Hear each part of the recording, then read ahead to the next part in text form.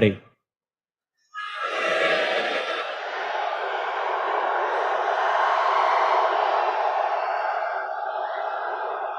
Welcome to the eighth annual Intentional Leadership Conference. We'll begin in 5 minutes. Please find your seats as quickly as possible by filling in from the front. Thank you, guys.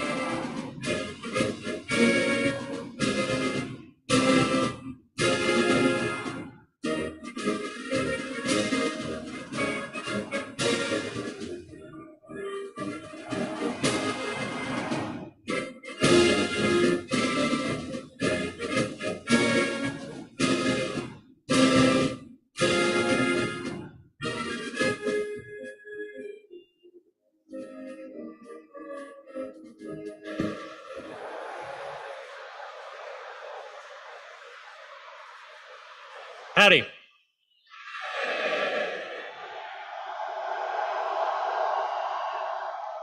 Thank you guys so much. This is your 2-minute warning. Please silence all electronic devices and make sure you have your questions prepped for the end of the show.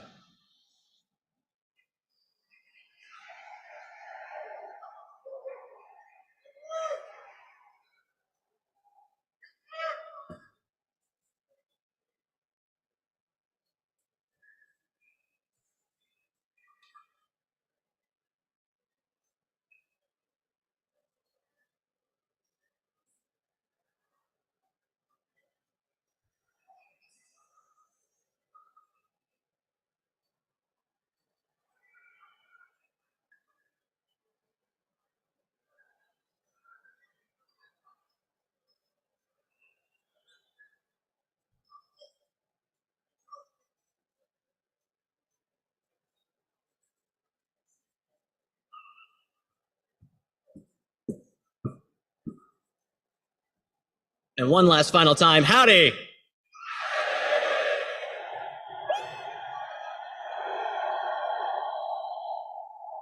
My name is Cadet Mark O'Reilly. I am from New Braunfels. I'm majoring in political science, and I'm preparing to be a combat systems officer in the United States Air Force. I have had the pleasure as serving as the chairperson for this year's conference.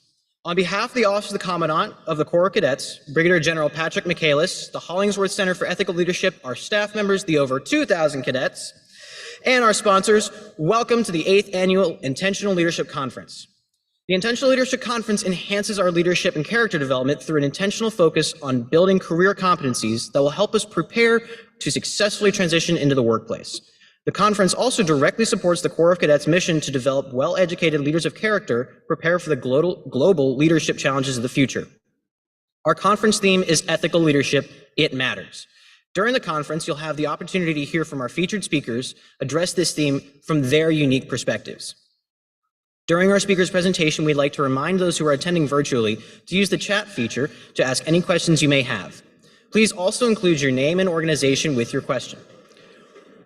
One of our conference staff members will ask the question on your behalf, and we'll try and get to as many questions as time allows. Now, I'd like to invite to the stage the Deputy Commandant of the Texas A&M Corps of Cadets, Colonel Gary Beatty.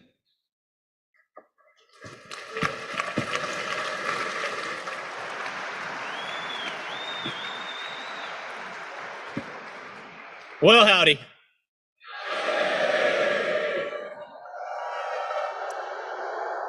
That sounds very spring breakish.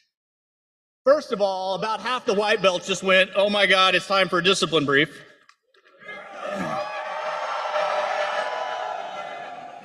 The other half are wondering what they did with their summer biter at the end of the last march-in the fall.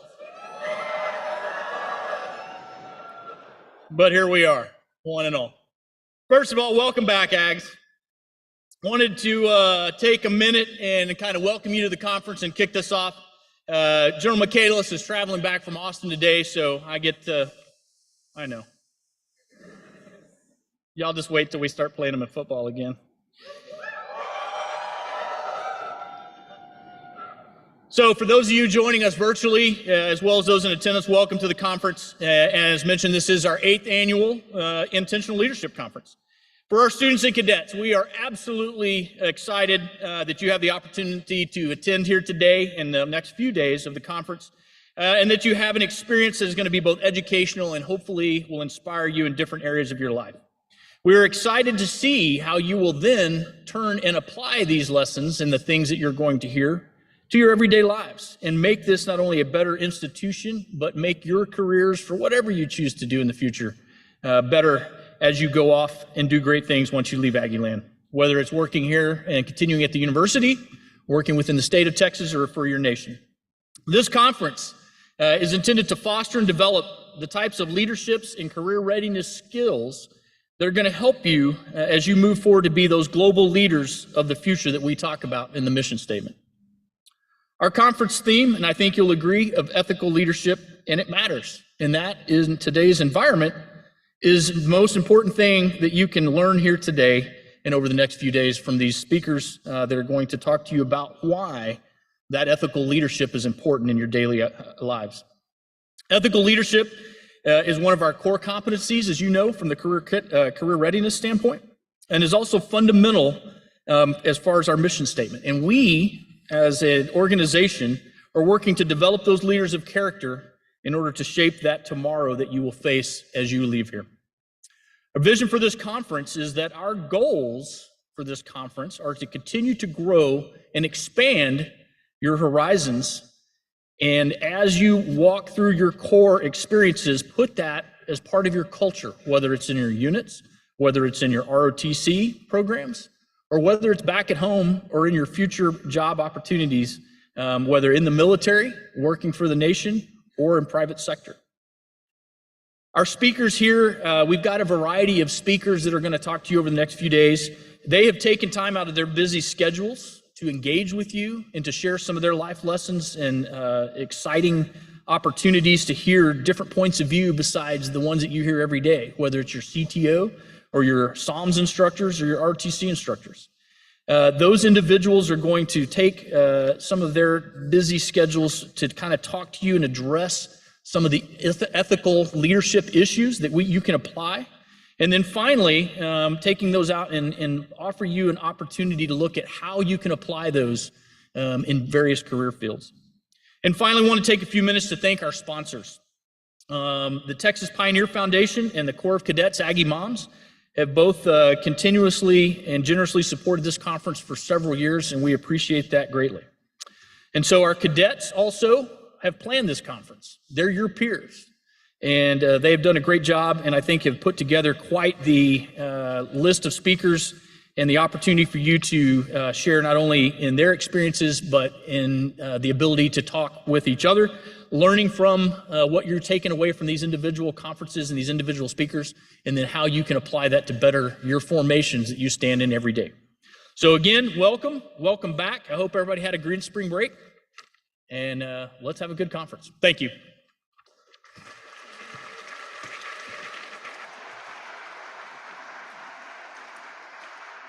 Thank you, sir.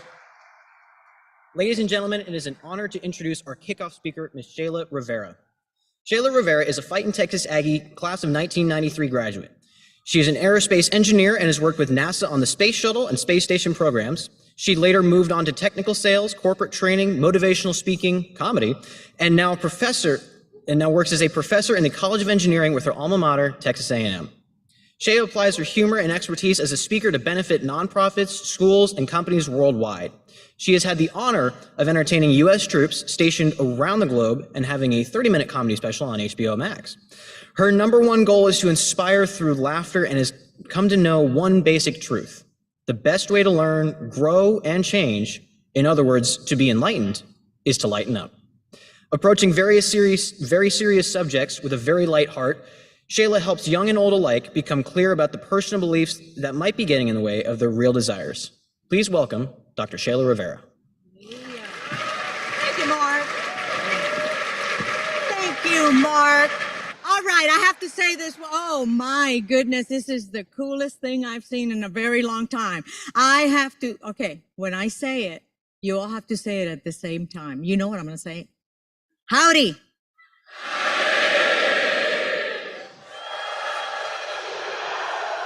All right, that's my time. Thank you very much. Wow, I am so thrilled. Are you clapping because you want me to leave? I'm not leaving yet. All right, so let me correct something that Mark said first. Mark, thank you very much for that introduction. It was wonderful. In fact, but I'm not class of 93. I'm class of 83. All right, I am back in the sexy generation time, when we were here working so hard. I'm very happy to be here today. So honored to be here today. Totally intimidated to be here with you guys today, that I have the temerity to think that I can stand here and speak to such a cohort, speaks to who I've become. I have to tell you that many of you are sitting right there going, what is she going to talk about? Maybe, whatever. I remember what it felt like to be in your place. No, I was not in the Corps, but I do remember being a very young person, not knowing where I was going yet. And I promise you that I never, ever even had a sliver of consideration that a day like today would ever come. So I am absolutely here, thrilled to let you know the truth. And the truth is that you are writing your own story of leadership, of intentional leadership, of who you are. And those are the things that are going to bring you to perhaps this very stage, because this school is going to be here for a very long time. You might be the person standing right here talking to somebody after going through a lifetime of intentional leadership, of intentional purpose. But that's the important part, right? I have to tell you that I'm very grateful to Colonel Allison, who invited me here to speak. And as soon as I said yes, I go, why is he asking me to do this? Who am I? What am I doing here? Are you kidding me? You know how many mistakes I have made throughout my life? Ethical and not ethical mistakes I have. But here's the thing that I realized when I was thinking about what to tell you guys, is that I am here a product of my own conclusions. Let me say that one more time. I am a product of my own conclusions. This is something that I can say for sure. I'm not the product of my decisions or the things that I've done or my choices. I'm the product of my own conclusions. What does that mean? What that means is that I made my own decisions based on observation and looking at things. And, my decisions weren't always the best or the most productive or whatever, but they were made by me. They were made by me, and that's probably why, I have to say, that's the only reason I think that I'm standing here in front of you today. Because other than that, really, the only thing I have on you guys is, 40 years? Isn't that terrible? I still look good, don't I? Anyway. What is intentional leadership, right? What is ethical leadership? Ethical leadership, it matters. All of these things that we're even asking the question tells you the frailty of values and of leadership and everything, that we're even sitting there asking, what is intentional leadership? Why do we care? Why does it matter? That's exactly what's been missing, I think, that we ask these questions, the quality questions. You are writing a story. If you've seen me speak before, you know that I like to just give you guys my story. And I'm not doing that today completely. I'm going to give you portions of it. But I want you to know what you're doing is you're writing a story. Your story, the story of your life, in whichever way it goes, you are writing it. And are you writing it though? Are you writing it with your own pen? Are you writing it with your own ink? Are you writing it with your own conclusions, your critical thinking? Are you doing that's the best way to become an ethical leader, is to observe, to watch what's going on, and then, act. Because ethics and ethical are two different things. You got to get interested in the language of ethics, the language of self-awareness, the language of comedy, the language of engineering, everything is a language. Get interested in the language. You have to care. You have to understand the distinction between things. Ethical leadership is one thing. Acting ethically is something that we do, right? Ethics, however, is the tool we use. Ethics is the tool we use to discern between a good decision and a bad decision. You see the difference there? There's a little bit of a difference there. You got to get interested in these little distinctions between words. I had to, because English is my second language. And some of you know that I was born and raised in Puerto Rico, and I moved to Texas when I was 17. And when I got here, I did not speak English. Turns out that you guys don't talk English either. When I got here, I had to learn English here, which wasn't easy. So I have to tell you that what it did for me, it's something that I hope happens for you. It rendered me mute. I had to watch. I had to observe people, what they said, what they did. And all of that helped me become a critical thinker. I wanted to be the person that made up my own choices, because I'm also a rebel. How many rebels do we have here? One or two, I get you. You can't say it today. I got you. The thing is this. Here's what I want you to do as you go along in your life story, all right? You don't know where you're going to end up, all right? You don't know, and you should not want to know. You shouldn't want to know. A lot of you want to know what's next, where am I going, how am I going to do here, how much money you don't know. You are just going to keep taking steps in that direction. That's all you can do, really. But when you take these steps, take them with intention, take them with forethought, take them with, I want to go in that direction, because that's what matters. What matters, and I don't mean matters like in some ineffable way, that it's things that are important and, this is what's going to make a difference, and that's not what I'm talking about. I'm talking about what matters, what becomes, that tangible, solid thing in your life. It becomes matter. It becomes your home, becomes your family, becomes your business, becomes you in here. It matters. It matters. And there are several things that you have to do. Number one is you have to work on self-awareness. Self-awareness is the key. Isn't it, Colonel Allison? Self-awareness. He's given me a thumb. That's it. Self-awareness. Know thyself. Do you know yourself? Have you spent some time really? I know you guys have, because you guys are special here at Texas A&M. I know the core near and dear to my heart. But you need to continue that, right? I did that. So I actually became very annoying about that. There are times in your journey that you're going to find pearls along the way.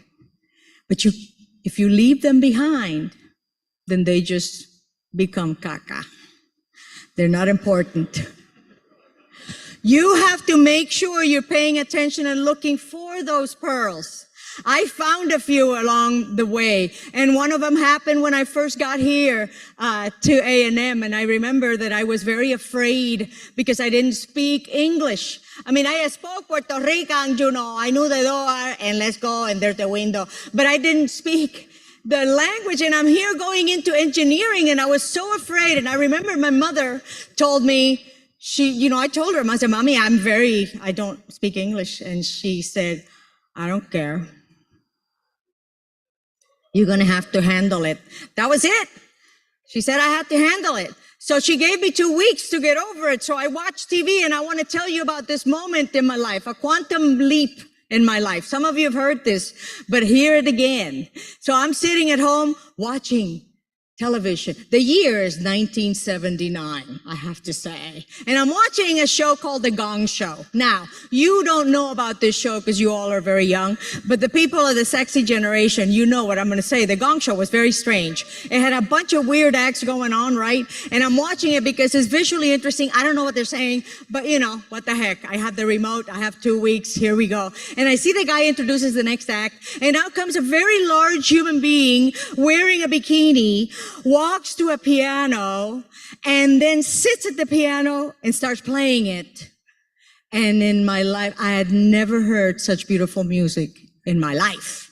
And in that moment, I said, that's it. I'm missing out on something here. I don't know this language. I see what's going on, but I don't understand it. So I am not going to live afraid of a language. I said to myself, se acabó. I'm going to learn this language. I'm going to learn it right. I'm not going to talk like that. I'm going to do it right. Oh, I was so mad. So what did I do? I turned off the television and I grabbed some books in English, of course, and I went into my room, started reading out loud because I wanted to train the muscles of my mouth. See, the reason that Latino people sound so sexy to you when we talk to you in English, right, is the reason is because when you grow up speaking Spanish, how many of you speak Spanish growing up, right? A few of you. So that's it. You grow up using the muscles of your mouth differently, that's all. But if you want to sound, really erudite or whatnot, you got to train them. And here's a quantum leap. Here was my quantum leap. I'm sharing with you my biggest pearl. This is why I'm here today. 5 months later, I find myself here at this great institution. I tell you, I didn't know anything about A&M. I was divinely guided here. I loved it. 5 months later, I find myself in the middle of a conversation with one of my professors. And in the middle of that conversation, I get there. Presence hit me. Boom, right there. Have you ever done that? Have you ever been somewhere and then something happens, it brings you to the moment? I went, whoa, check me out. I'm actually carrying on a conversation in English with this guy. How sexy am I right now? And then I had another thought, and the thought said, this is where the pearls come in. The other thought said, if I can do that, if I can do this, I can do anything. Because it's a language. I didn't speak the language a few months before. I am now in a conversation. I really received that. And then I had another thought. The real divine pearl, the pearls that we receive, they're downloads, man. They really are downloads. And it said to me, remember, if you can do anything, then anybody can do anything. Because you're not special in any way, shape, or form. And I have to tell you that voice, it wasn't trying to make me feel bad. It gave me the best gift I've ever received. And that gift is that I know that anybody, any of you, can and will do. You will do it. You will live your life. You will design your life. You will write your story. You will do it.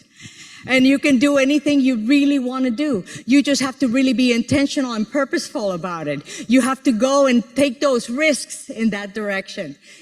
Risk being the most ethical person out there. Risk being the most erudite person about the language of ethics. Risk being, made fun of or whatever. I don't know. It doesn't matter. I certainly did that. In that moment, I took that pearl. And I've kept it with me. It's guided me everywhere I've been. And I've been taking risks ever since. And because of those risks, I arrived at my other pearl. My second pearl that I want to share with you guys today is this phrase. And I don't have the whole time to tell the whole story, but here's the thing. I heard one time, or many times, what you are unaware of controls you. What you become aware of, you can change. That happened to me after I worked in aerospace, and then I worked in sales, and then after that I started doing corporate trainings for stress management. And that was the thing that always was the phrase that opened the stress management training, the whole week-long training. What you're unaware of controls you. What you become aware of, you can change. What is that? Every time I heard that, I would go, I don't understand it, but I do understand it, but I don't really know. I would journal about it, but think about it. What I'm unaware of controls me. What I become aware of, I can change. There's something here for me, but I didn't understand it until I went to see Zig Ziglar. Zig Ziglar is a motivational speaker, amazing dude who totally just hit me hard when I went to see him the first time. I had never experienced a motivational speaker before, but this was the second time I saw him, and that time he was talking about flea circuses and how we are like fleas. Now you all know that there's such a thing as flea circuses, right, out there, and there's a tarp and everything, and the fleas perform and all of that good stuff, and so they do the little trapeze and the circle thing, whatever. But the compelling thing is not this flea circus itself, right? It's not the tarp or anything like that. The compelling thing is, how do you train a flea for a circus? If I ask you to train me some fleas, what are you going to do? You have no idea. You probably Google it, which is cheating. But here's the thing. That's the compelling thing. How do you train a flea? All of the things that I'm going to tell you right now are true. You can Google them yourself if you want. Here's how you train a flea for a circus. The way you train a flea is you have to capture it and put it in a jar. See, fleas, pulgas, are naturally limitless by nature. They're made limitless by nature. They're really tiny. You've seen fleas. We're in Texas. Tiny, tiny. But they jump really high. They have a vertical jump of maybe 40 inches, right? That's really huge. That's limitless. If you were going to jump as high as a flea, according and relative to the size of your body and the flea, you would jump about 56 stories up in the air. Yeah, that's pretty limitless, right? But the way you train a flea is you capture it, you put it in a jar. As soon as you put it in the jar, you put the lid on the jar. As soon as you put the lid on the jar, you put your ear to the lid, and you hear the flea. It's trying to get out. Doesn't know where it's at. It's hitting that lid. Put the jar away. Come back the next day. Put your ear to the lid. You'll hear it's slowing down. Put the jar away. Come back the next day or maybe 2 days later. That's all it's going to take until the trainer comes back. They put their ear to the lid and they hear that. At that point, the trainer knows the flea is trained because they know they can take the lid off of that jar, and that flea in that jar will never, ever, nunca más, ever jump higher than it learned to jump in just 2 or 3 days. I want you to understand, in just 2 or 3 days, a flea goes from being made limitless by nature to being conditioned to believe, accept, and behave according to the size of the jar. And it doesn't matter what size the jar is. Could be an inch, could be 4. It doesn't matter. That flea in that jar never jumps higher. And so they can be put in the circus and they can perform. Now you know how to do it, so maybe you can go get you a flea circus going that works, right? And then Zig Ziglar looked at the audience and said, and you are just like that. And I'm looking at you right now, and I'm saying the same thing. You are just like that. And when he said that, I went, I got it. I understood exactly what he meant.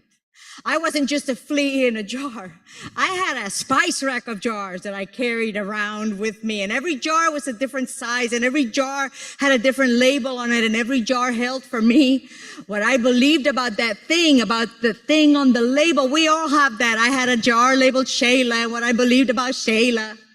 And she's vaga and bruta, she's lazy, she's not smart. The things that I kept hearing, growing up from my siblings who are so lovely, right? And friends or whatever, kids are cruel with each other.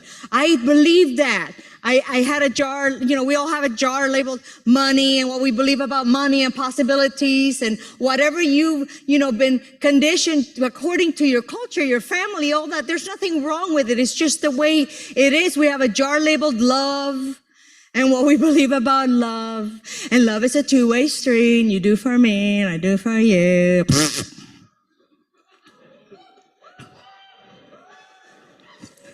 Love is not that at all. Love is a one-way street. Love, if you want to feel it, you got to give it. It's the only way you feel love, right? You can't receive love and feel it. You can, and I can prove it to y'all because I can tell you about Manolo in high school. Okay. Manolo in high school had a crush on me. I mean, I understand. But no, he had a crush on me. And every time the bell rang and I'm going to the next class, here I go, and I go into and there's Manolo standing by the door with a flower or something stupid, and people, and everybody was like, oh my God, Manolo loves you. You should just Manolo. I hated Manolo. I still do. I'm sorry. But here's the thing. Here's why I'm proving it. Manolo felt love. I didn't feel love. You want to feel love, you got to give it.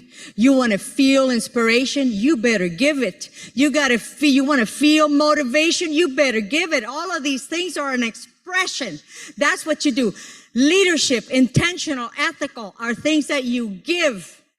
While after you have really done your own self-awareness, what you are unaware of controls you, what you become aware of, you can change. That's when I understood that phrase. When I heard about these jars, I understood that this is what I am.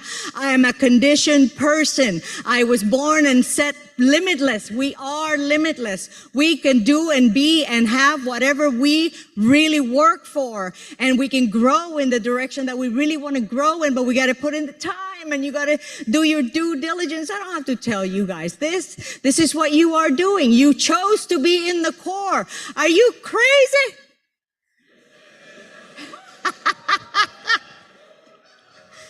They say they're crazy. I've seen you as freshmen in our engineering classes.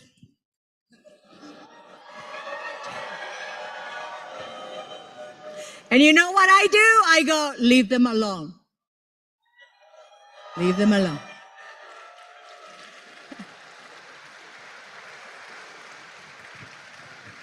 You're working on something much more important right now than anything you can learn in a freshman class. I get it. You ask much more of yourselves. That's why you joined the Corps. So I want you to understand that maybe use the tools of this whole jar thing. Get into these jars. You know you're in a jar when you are uncomfortable, when you're having limiting thoughts, when you're limiting your, what I can't do, or when you're judgmental, you're angry, you're annoyed, you're in a jar. Somebody taught you to be in there. So you have to take a deep breath. Please do it with me. Oh, I like this audience. Wow, you guys are awesome. And then you have to talk to yourself. You have to say, okay, I'm in a jar. Somebody's talking to me. It's not me. This is not my nature. Parents, we do this to protect you. We do it to all kids. You probably do it for the simplest example of a jar. It's a kid reaching for the hot stove, right? And reaching. And the mother, don't touch it. Don't touch it. You're going to get burned. Don't touch it. Right? My dad used to say, let her touch it one time. She'll learn. Which is true, right? The problem with learning everything by don't touch, somebody else just kind of telling you, not you, your girls don't do this, boys don't do this, Latinos don't do, African American, whatever the label is that when you accept that, you're not learning from experience. Learn from your experience. Learn from your observations. Get interested in the language of ethics and leadership. Get interested in that. Read some stuff. There's a whole lot out there for you to stay connected to the message that you want and grow and become the product of your own conclusions. Be the product of your own conclusions. You make up your mind, but you may not be right. You may find that you were not right about things, but it's your conclusion and it's based on your observations. You can't go wrong with that. Even if you make a mistake, you can't go wrong with that because at some point you're going to go, okay, my conclusion was devoid of maybe some information. So one of these pearls, a big pearl, is those jars. The awareness of knowing that you are, when you're less than what you think you are, it isn't you. It is a conditioning. No big deal. No need to, go back there and judge whoever conditioned. Doesn't matter. It doesn't matter. It's what do I do now? Because there's no lid on your jars. There's no lid on anybody's jar. I realize that myself, and you have to know that. Now, fleas will never jump higher. And again, you can verify all this. But you want to hear the good news? Anybody want to hear the good news here? Give me a whoop. I'm going to give you the good news. Ready? You might want to write this down. You are not a flea. What?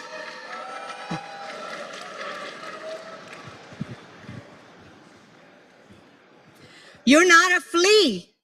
You're a sentient being, and beyond that, you are in the core at Texas A&M University. I'm not trying to even elicit anything from you guys. You really are what you seem to be. And the evidence that I've seen from all of my colleagues that I work with that used to be in the core, well, they were in the band. Is that the same thing? Anyway. Just kidding. Those people have a tremendous discipline. It's about discipline. It's about your character. But at the same time, you got to enjoy yourself. You got to enjoy your trip. What you're doing right now is that you have to have self-discipline. You have to build that character. Character, the base of that, the root of the word character comes from, and it's a Greek root, and it has to do with chisel, to shape, to form, to use a tool, to find that sculpture that's in there, right? Michelangelo said, there's an angel in the marble, and I just have to keep chiseling at it until I set it free. That's what you're doing. That's the story you're writing. You are chiseling away at your character. And you are, whether intentionally or not intentionally. Do it intentionally. Chisel away. Get that hammer. The hammer is self-discipline. Okay? The chisel, I say, is your personal philosophy. Do you know what your personal philosophy is? If I ask you, do you have a personal philosophy? I'm going to pick on you again. Do you have one? Not yet. Well, you should, because you're a senior. What's going on here? Anyway, I'm kidding. See, here's the thing. I'm kidding. The thing is that it isn't that you don't have one, is that you haven't decided what it is. So decide on your personal philosophy. My personal philosophy has to do with a few things. One of them is, wherever I'm at, I'm supposed to be there. I'm very intimidated to come here, and I'm warming up to it now. But, wherever I'm at, I'm supposed to be there. I'm supposed to be here for whatever reason. I don't need to know what the reason is. The second thing that I live by is not only be there, but be present. I got to be present. I really want to do, when I'm here, choose to do what you're doing while you're doing it. That's a way to live your life. So when I'm dancing, I'm dancing. When I'm speaking, I'm speaking. If I'm crying, I'm crying. If I'm laughing, I'm peeing in my pants. Or I'm not doing it right. Live your life intentionally. Observe what's out there. Choose your own personal philosophy. Make sure you're choosing it. What are your tenets? We have core values. I know that you know what the core values here at A&M are, right? Respect, excellence, loyalty, leadership, integrity, selfless service. We got that. What are your tenets? What are your principles? What are you living by? Mine are courtesy, integrity, perseverance, self-control, indomitable spirit. Where do they come from? Anyone?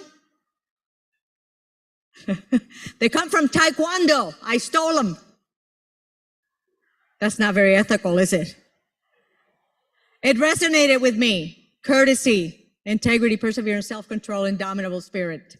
Please get your tenets. If I ask you, many times I ask in my classes, do you have tenets you live by? And yes, of course. And then I go, tell me what they are. You should be able to say what they are right away. So, and they change. They will change through your life. So what am I leaving you with? I'm leaving you with this. I'm here because I'm the product of my own conclusions. That's got to be why. Because I don't deserve to be here. If the little me in the jars, you should not be a Rudder Auditorium speaking to these people. Who the heck do you think you are? ¿Quién te crees que eres tú? Trust me, I'm hearing my family right now. I grew up with that intensely. But here's what I know after 61 years of wonderful living. Te digo, I look good still. Say yes. Okay, he did. He was a little scared. Listen to me. I can tell you that through my 40 plus years that I have on you, I have now the viewpoint, the advantage of the viewpoint of understanding where you can be, where you will be is exactly where you decide it's going to be. Are you going to do it on purpose? Intentionally? With joy? With fun? Joy and fun are different. Have them all. Make sure that you take care of other people. Make sure that you leave people better than you find them. Do it. And you'll be able to live a life that is, life is not going to leave you without punching you or without doing things to you. Some of you know that I, 5 years ago, came home from the road to find my son, whom I had lost. And I had to ask myself, do I believe now what I'm talking about? I lost this amazing person to pain, to small jars, pain. So this is what I do. So Shayla, do you believe what you're saying? Do you really think, you lost the most precious thing that you've ever had in your life? And the answer is, and I can see him in my head, I always say, he's telling Mom. Yes, this is what I can tell you for sure. What I've learned, and it's very painful, but by sharing my story, the pain has become strength. What I'm telling you is true. You're in charge. You hold the pen or the pencil. You have the ink. You write the story. All right? If I learned anything from that loss is that I would have done anything for him. Anything. I would have carried any burden. Any burden. But that cannot happen. It's done. A person has to do it themselves. You can help. But we can help.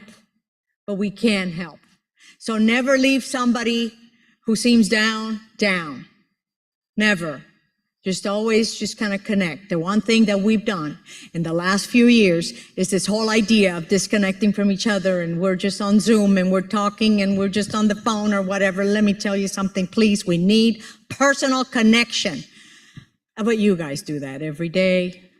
So when you go out there, make sure that you continue that, because you never know whose life you might save by just going, hey man, how you doing? How you doing? You want a Coke? Let's go get a Coca-Cola, man. Let's go to the chicken. I don't know. Seriously, that's all it takes. All we need. You want to be an intentional leader? Look at people in the eyes. Let them feel for sure that you see them. Because if somebody feels like they're seen, they're going to be all right. I know you all are going to be all right. And I'm going to stop right now because I don't even know how long I've been up here. But that's good. All right. You can clap for me. And then we're going to ask some questions. There you go.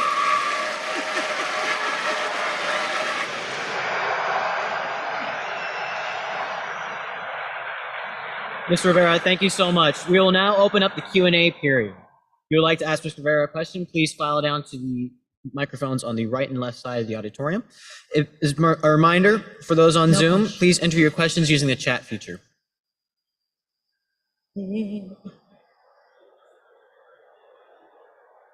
No questions.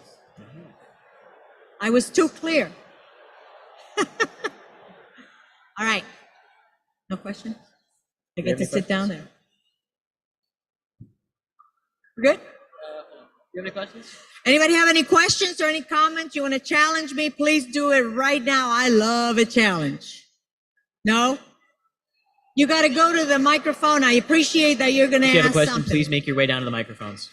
Come on. Sorry.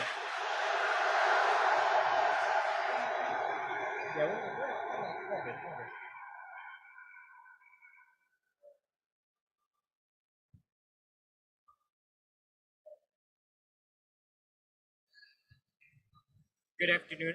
Good afternoon. Good afternoon, Ms. Rivera. My name is Cadet Julius Van Tassel from San Marcos, Texas.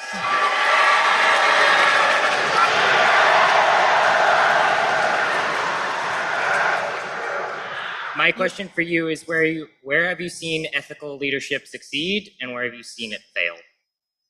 What do I believe it to be?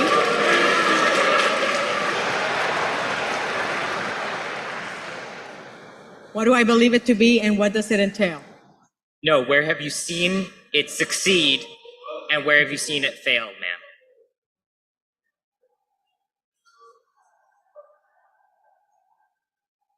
Aye, great. Thank you very much. Sorry. It's hard to hear up here. Where have I seen it succeed most recently? In many places. Most recently, I have to tell you, in the College of Engineering, working with people like Rodney Bain, who just will soon receive the Bush 41 Award for Spirit of Aggieland Award. Colonel Johnson. What I've seen it succeed is really in people, young men, women, older men and women who have been where you're sitting right now. People who have demanded more of themselves, who have put some effort, something else ahead of themselves and given it more importance. The military is a great example of that. You are holding the core or whatever higher than you're holding your own self. Where have I seen it fail? I've seen it fail in the many prisons I've been to speak. I've done that before as well. I've been to prisons to talk to youth and not so youthful people that, they didn't receive what you have. Their conditioning was certainly lacking some kind of form, some kind of, again, discipline, So when you have kids, make sure you don't put them in too small a jar, but make sure they understand that they have the power of chiseling their own ethical leadership person that they are. So that's where I've seen it. I've seen it where, good fatherhood, I have to say it, good fatherhood. And then I've seen it in the prisons. Mostly you see people who say their families failed them, especially that. So that's really the biggest extremes that I can tell you. So everywhere in between there is our good families, good values, getting together, doing trips together, doing, dinners on Sunday. All of these things are very important. Your religion, if you have one, if you don't have one, your spirituality, whatever it is, have something bigger than you and pay consideration to that. Pay focus and attention to that. Give it importance. Long answer. Does that answer you? A little bit? Okay, good. Yes, thank you. Thank you.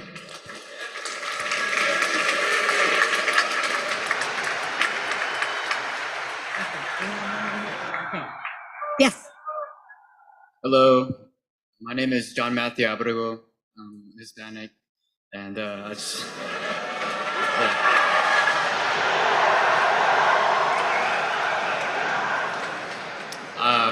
wanted to ask the question: in what ways did your culture kind of give you like your best advantage, whether it was through NASA or through teaching as a professor? Awesome. Yeah, my culture. So I don't know if you people know any Puerto Ricans. So I grew up in Puerto Rico.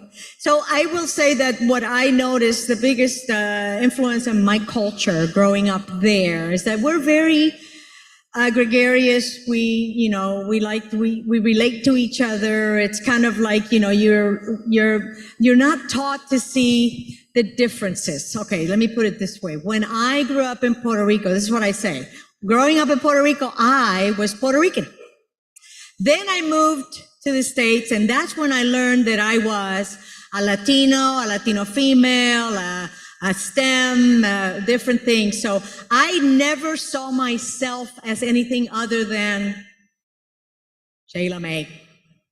And that has carried me through a lot of things. I don't see that. That divide and conquer thing, that whole idea of, yeah, but you're different or whatever. We are different. That's what makes it the best. When you're cooking a stew, right? You don't blend it all in the blender, right? You just, when a stew, when you eat a good stew, right? You know where there's the meat, the hunk of meat, and there's the carrot and the potato, and here's the green beans and whatever. You can tell what's what inside of the stew. Everything is bringing their flavor into this stew.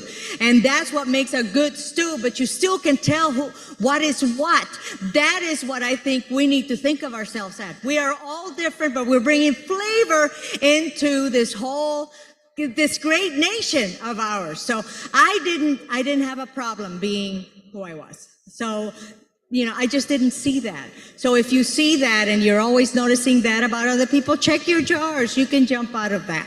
I don't know if that answers your question, but that's... Oh, that's more than enough. Okay. Thank you. Very motivating. That's more than... We're going to go with the next question. Yes, sir. Question from the right. Howdy, I'm Cadet Maldonado. I'm also Hispanic.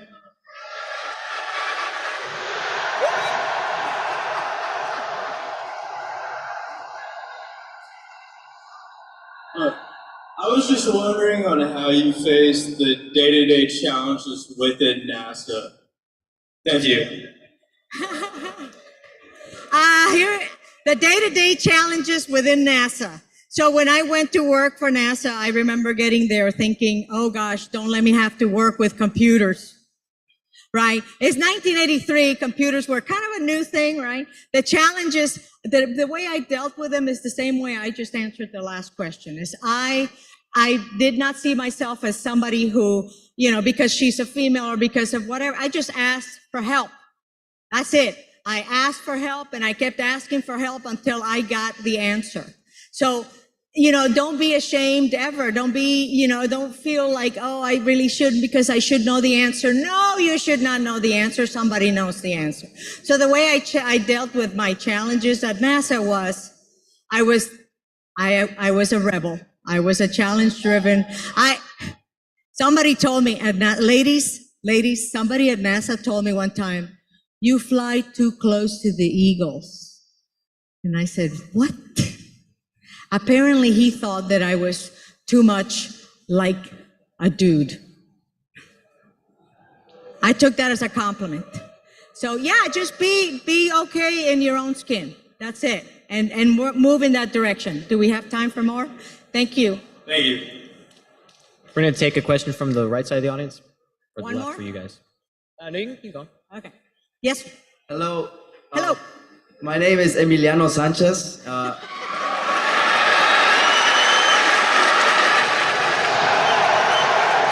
So, wait. So what I'm saying is that white folks don't have any questions for me? I can They're answer scared. questions. Go ahead. All right. Emiliano has a question. Here we go. Go for it. I guess the obvious has been stated. So first of all, thank you. That was like super motivational and like really hit home. So thank Awesome. you. So my friend and I, we were looking at you on Rate My Professor. We couldn't find you, but I'm assuming you have a 5 out of 5. And I was wondering, what engineering courses do you teach? currently? Awesome. If any. I am the director of Engineering X. I teach courses with Zachary Leadership Program, whose director is here somewhere. I also teach engineering entrepreneurship courses. Right now, Engineering Entrepreneurship Hour, where we have great entrepreneurs come and give motivational talks to our students. But, I'm always around Zachary 451K. You can find me right over there. Okay, I'll come visit you. Yes, please. Emiliano. Thank you. Awesome. Where are we going? All right, we're going over here now. Howdy, ma'am. Howdy. My name's Thomas Morin. I'm from Nacogdoches, Texas. Nacogdoches. And you spoke a lot about the ethical values you used and you learned about yourself. What would you say the most important one has been through your life experience, ma'am? ABC. Awareness begins change. It's been about awareness for me. I was trying to understand why I felt uncomfortable all the time. I was uncomfortable in my own skin for a very long time. I didn't know why I was. I didn't know what I had learned that made me think that I was maybe that fostered this imposter syndrome I had and all of that. Awareness is it. Self-awareness. You've heard of the Oracle of Delphi, right? In Greek. If you went to see the Oracle, because the Oracle was going to answer some questions for you, right at the entrance, there was one thing written. Does anybody know what was written in the portal to go in? All right, I'll tell you. Know thyself. Awareness. Get to know you. Journal. Reflect. And get into conversations. Ask questions. Yeah. Thank you. We've got time for one more question, so we're gonna go with the Una question más. from this side. One more. You gotta sit down. Una más. Howdy, Howdy.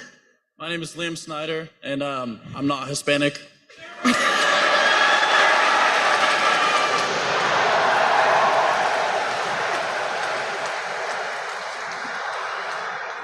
No, you can't. Not everybody's perfect. We can't all be perfect. It's okay. Go ahead.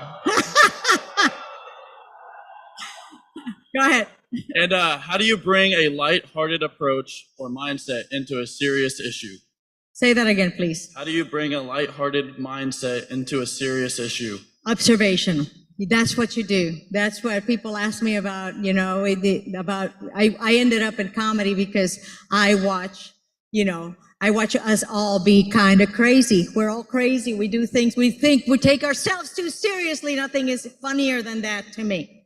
So you bring the light, you look for it. To think in comedy terms, you got to look for the comedy. You're going to find it everywhere. So if you want to hear some of my comedy, just check out the HBO special. But I gotta tell you, if you do watch the HBO special, do me a favor and move through the end of the special, through the credits, and watch what I say at the end. Because I had just lost my son, and I talked about how difficult it was. It was 2020, and they edited stuff because the climate in the nation was so bad. And you don't edit comedy. You don't do that because then it's not the same. And I really hated it all. But the thing that I hated the most was that I had not been able to bring my real, life to the stage yet. I wasn't ready yet. But I did remind everybody about Teddy Roosevelt's Men in the Arena. And that's really what it ended up being for me. I was afraid. I was scared, which like today, my whole life. But it isn't the critic that counts. It isn't the critic. It's the man or woman who steps onto the arena and gets dirty and marred and bloody.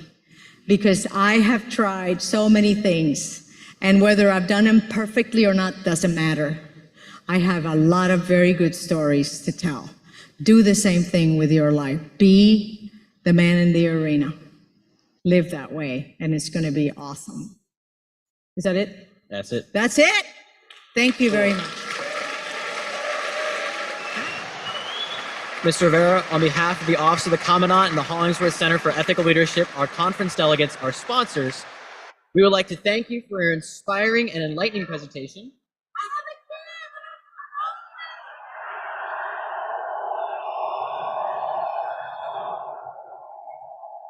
Thank you so much, man. Thank you. Listen, am I on?